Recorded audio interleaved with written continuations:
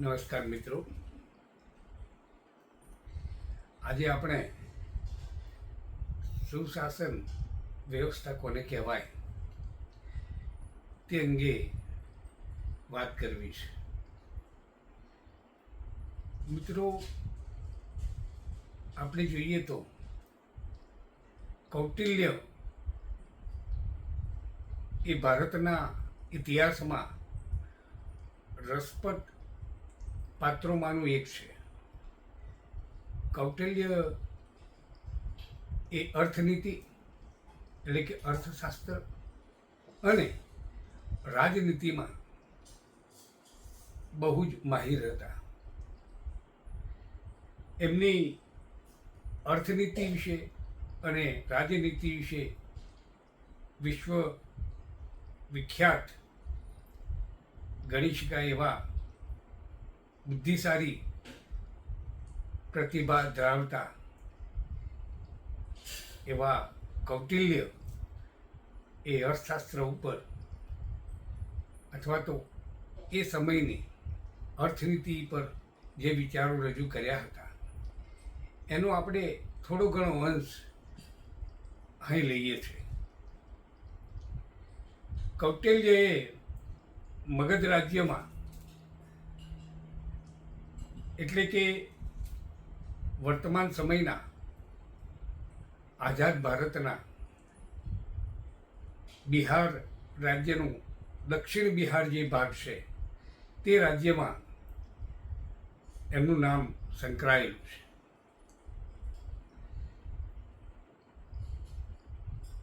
કૌટિલ્ય એ વિશ્વવિખ્યાત તક્ષશિલા વિશ્વવિદ્યાલયમાં અભ્યાસ કર્યો હતો. તેઓ અર્થશાસ્ત્ર, રાજનીતિશાસ્ત્ર, સંરક્ષણ વગેરે વિષયોમાં ઊંડો અભ્યાસ કર્યો હતો અને તેમાં તેઓ નિપુણ પણ હતા.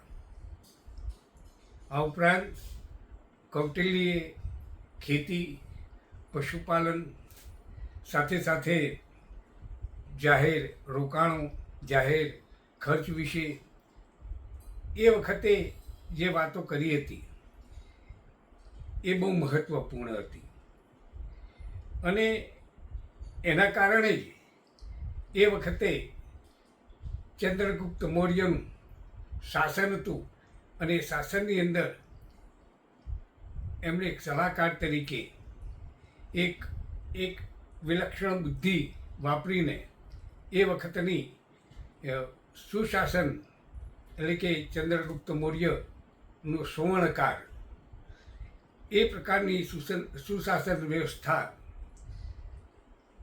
અમલમાં હતી. રાજકીય વહીવટમાં અને સંરક્ષણને લગતા બાબતોમાં તેણે અનુભવ મેળવ્યો હતો. મિત્રો, આપણે જાણીએ છીએ કે અર્થશાસ્ત્રમાં જમીન, મૂડી, શ્રમ અને નિયોજક એ 4 ઉત્પાદનના મહત્વના સાધનો છે. આમ તો કૌટિલ્યએ એ દરેક વિષય ઉપર સારી એવી વિચાર પણ આપ્યો છે અને પુસ્તક પણ એ વખતના એમના વિચારો પ્રગટ થાય છે.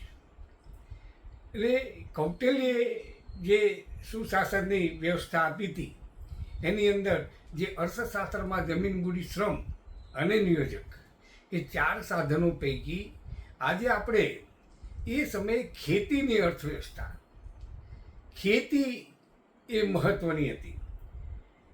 કૌટિલ્યની દૃષ્ટિએ જે ખેતી છે એ ખેતી એ મહત્ત્વનું ઉત્પાદનનું સાધન છે, મહત્ત્વની અસ્ક્યામત છે.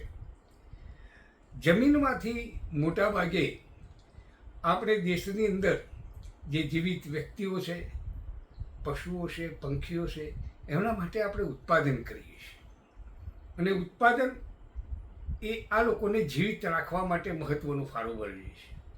આ ઉપરાંત જે તે સમયમાં એટલે કે કૌટિલ્યના સમયમાં નાના વેપાર ઉદ્યોગ જે ચાલતા હશે એ પણ મોટાભાગે રો મટીરિયલના રૂપમાં એ ખેતીમાંથી આવતું હતું અને એના આધારિત એ ઉદ્યોગો અથવા વેપાર ચાલતા હતા.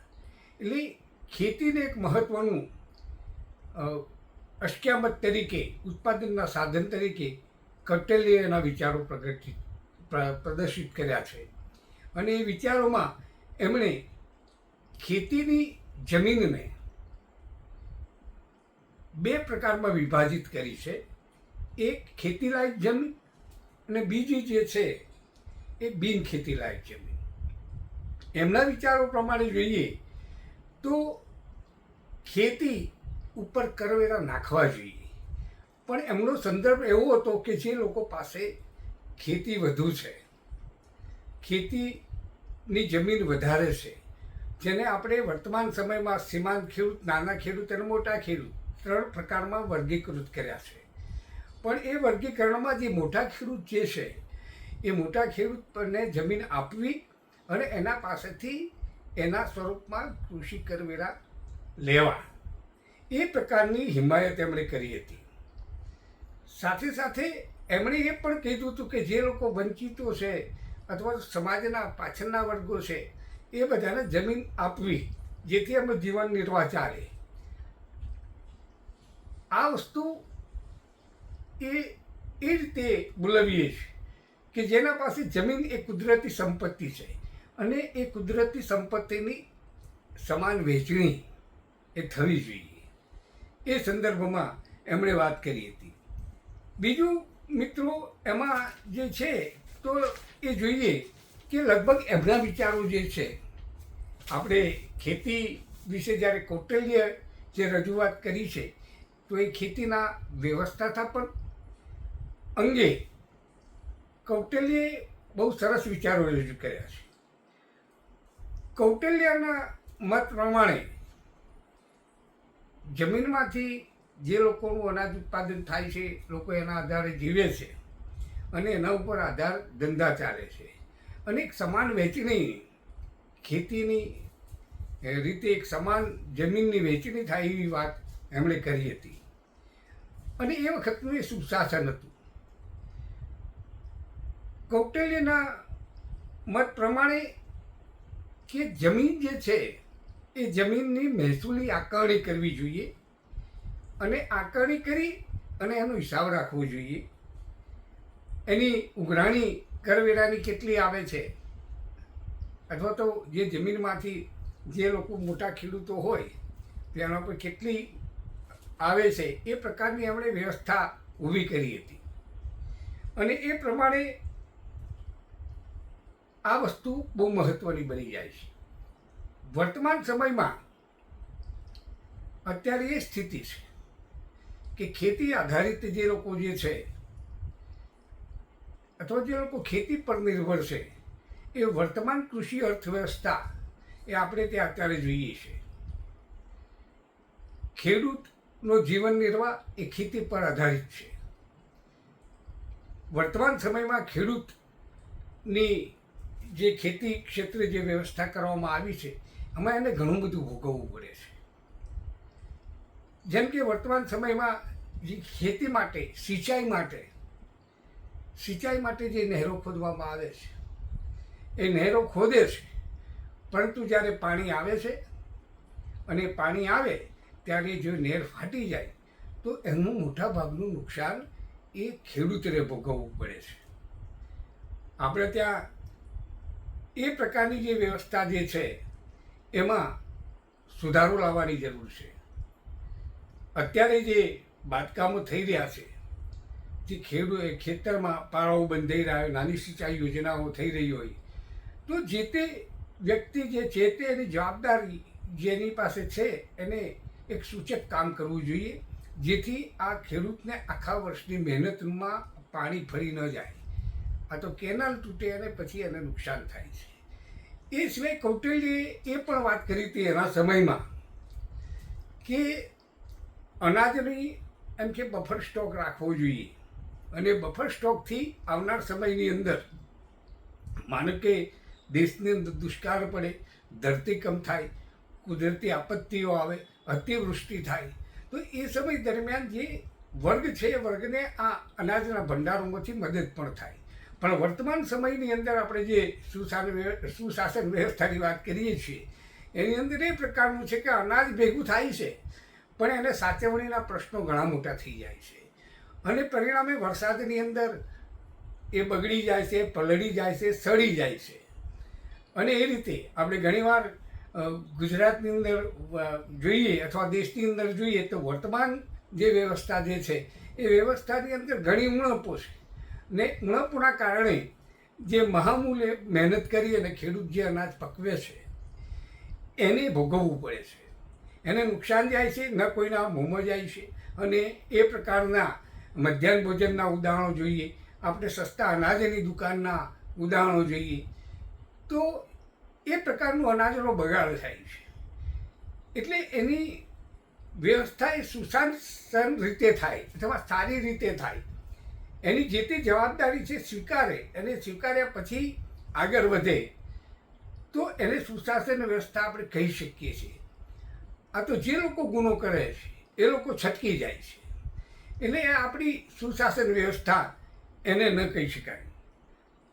બીજું એક મહત્વનું બાબત એ છે કે ભારતમાં હજુ પણ કૌટિલ્યએ એના સમયમાં એમ કીધું હતું કે ભાઈ કૃષિ પર કરવેરા નાખવા જોઈએ, પરંતુ વર્તમાન જે વ્યવસ્થા જે છે એ વર્તમાન વ્યવસ્થાની અંદર કૃષિ પર કોઈ પણ જાતનો કર નાખવામાં આવતો નથી.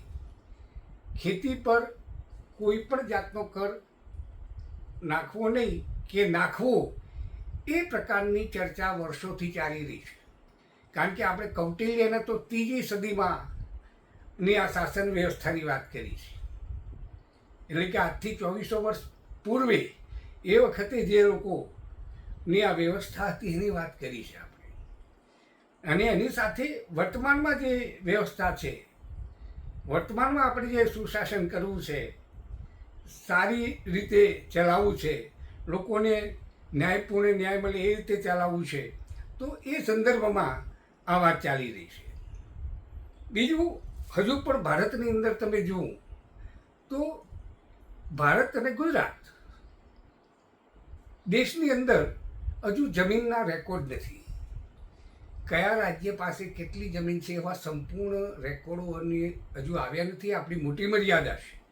અને કૌટિલ્યના સમયમાં એવું હતું કે જમીનની એમ કે જાળવણી અને જમીનના રેકોર્ડ, જમીન કૃષિ અંગેની માહિતી, કેટલી જમીન ખેડાઉ છે, કેટલી બિન ખેડાઉ છે, એ પ્રકારની માહિતી એ એના શાસન વ્યવસ્થામાં ચંદ્રગુપ્ત મૌર્યના શાસન વ્યવસ્થામાં હતી. મિત્રો, આજે આપણે મોટાભાગે જોઈએ તો અત્યારે જે પરિસ્થિતિ જોવા મળે છે કે મોટાભાગે સમસ્યાઓ એ ખેતીને લગતી હોય છે. કૌટિલ્યના સમયની અંદર તમે જુઓ કે જે યોગ્ય હોય માણસ, જે વ્યવસ્થિત હોય, જે પદને લાયક હોય એવા લોકોને એવા જવાબદારી સોંપવામાં આવતી હતી. ભારતની અંદર અત્યારે આખી સ્થિતિ અલગ છે. અત્યારે આપણે ત્યાં મોટાભાગે લોકશાહીની અંદર પક્ષાપક્ષી એટલે પક્ષ અને વિપક્ષ બંને તરફથી જેને અનુકૂળ લાગે એ પ્રમાણે આપણે ત્યાં મોટાભાગે સરકારી સંસ્થાઓમાં, બોર્ડ નિગમોમાં એ મતોને જોઈને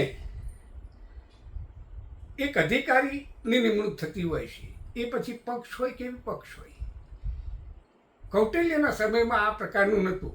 જે પદ જેના માટે યોગ્ય છે એની જ નિમણૂક કરતા અને એના કારણે એમની સુશાસન વ્યવસ્થા હતી. એ વ્યવસ્થા પડીભાગી છે.